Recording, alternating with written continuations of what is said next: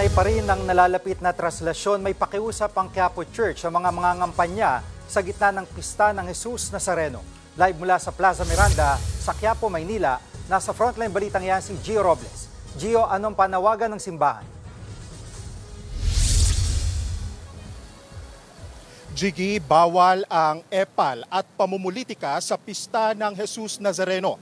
Yan ang muling paalala ng pamunuan ng Quiapo Church sa mga tatakbo sa eleksyon.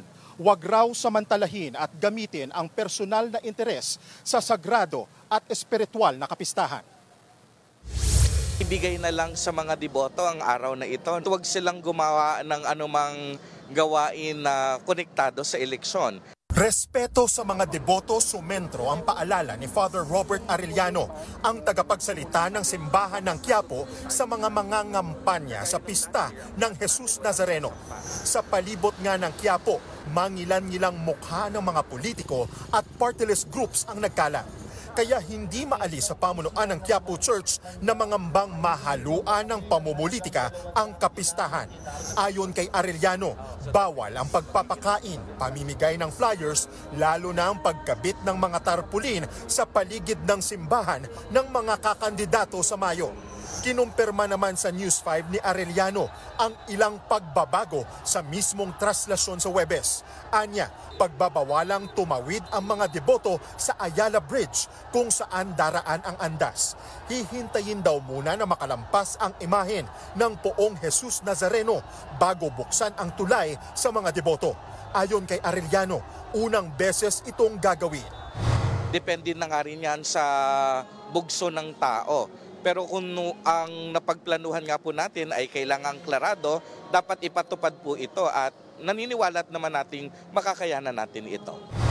Kung si Philippine Red Cross Chairman at Chief Executive Officer Richard Gordon ang tatanungin, imposibleng pigilan ang bugso ng tao sa Ayala Bridge. Kaya payo niya sa mga organizer ng traslasyon.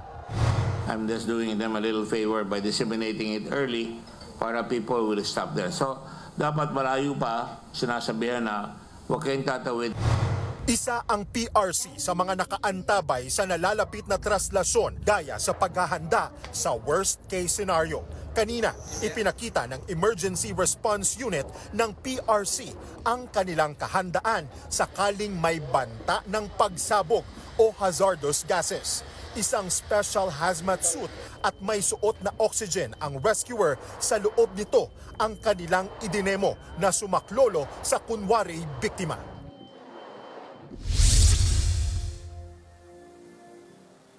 Bukod sa Quirino Grandstand, puspusan na rin ang paghahanda dito sa Quiapo Church. Alam mo, Jiggy, kagaya noong nakaraang taon, may metal scanner at x-ray machine na ilalagay sa kahabaan ng Villalobos Street, ang main entry point, bago makapasok ang mga deboto mismo sa Quiapo Church. Bawal na rin ang mga vendors sa palibot ng Quiapo Church. Simula yan bukas at bukas na rin magsisimula yung road closure sa ilang kalsada sa Maynila.